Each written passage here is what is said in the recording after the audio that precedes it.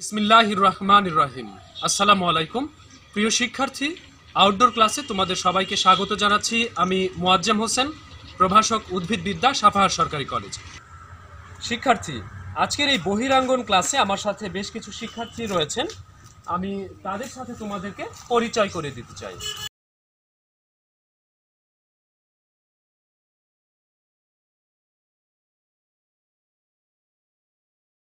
প্রিয় শিক্ষার্থী, এবারে চলো তোমাদেরকে যে উদ্ভিদের সাথে পরিচয় করে দিতে চেয়েছি সেই উদ্ভিদের সাথে পরিচয় করে দিই। কেমন হবে প্রিয় শিক্ষার্থী? আশা করছি তোমাদের ভালো লাগবে। এই যে দেখো, এটি কিন্তু একটি কি নগ্নবীজী উদ্ভিদ, অর্থাৎ এটি সাইকাস উদ্ভিদ। একে জীবন্ত জীবাশ্ম বলা হয়। তোমরা জানো সবাই যে সাইকাসকে জীবন্ত জীবাশ্ম বলা হয়, সাইকাসকে পাম ফার্ন বলা হয়। নিশ্চয় তোমরা জানো যে সাইকাস, এই যে গাছ দেখছো, এটি কিন্তু খেজুর বা পাম জাতীয় গাছের ন্যায় অনেকটার কাণ্ড। সেই সাথে বৃক্ষ জাতীয় যে ফার্ন রয়েছে, সেই ফার্ন উদ্ভিদের সাথে মিল রয়েছে, যার কারণে একে কি পাম ফার্ন বলা হয়। হ্যাঁ, এই সাইকাস উদ্ভিদের বর্তমানে পৃথিবীতে 20টি প্রজাতি রয়েছে। বাংলাদেশে পাহাড়ি অঞ্চল, বিশেষ করে চট্টগ্রাম এবং শেরপুরের গজনী বনাঞ্চলে এটি প্রাকৃতিকভাবে জন্মে। এছাড়া বাংলাদেশে বিভিন্ন বাগানে, শিক্ষা প্রতিষ্ঠান, অফিস আদালতের সামনে এগুলোকে শোভা বর্ধনকারী উদ্ভিদ হিসেবে লাগানো হয়ে থাকে।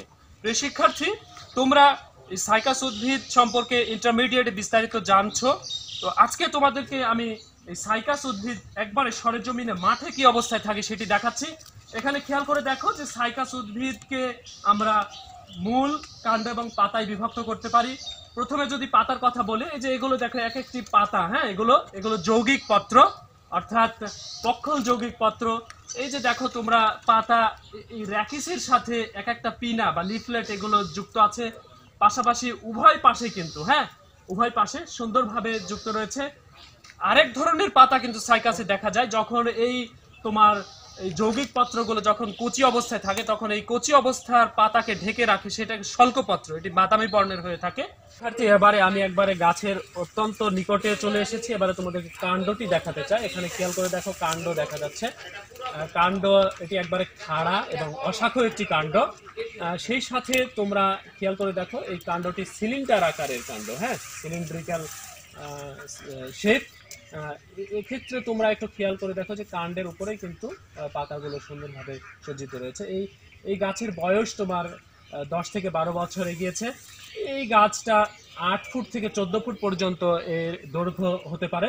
তো কাণ্ডে দেখো এই যে পত্রক মূল, হ্যাঁ, এগুলো তোমার লিফ স্কার, কাণ্ডের গায়ে লিফ স্কার দেখা যাচ্ছে, অর্থাৎ পত্রক মূলের যে চিহ্ন সেগুলো রয়ে গেছে।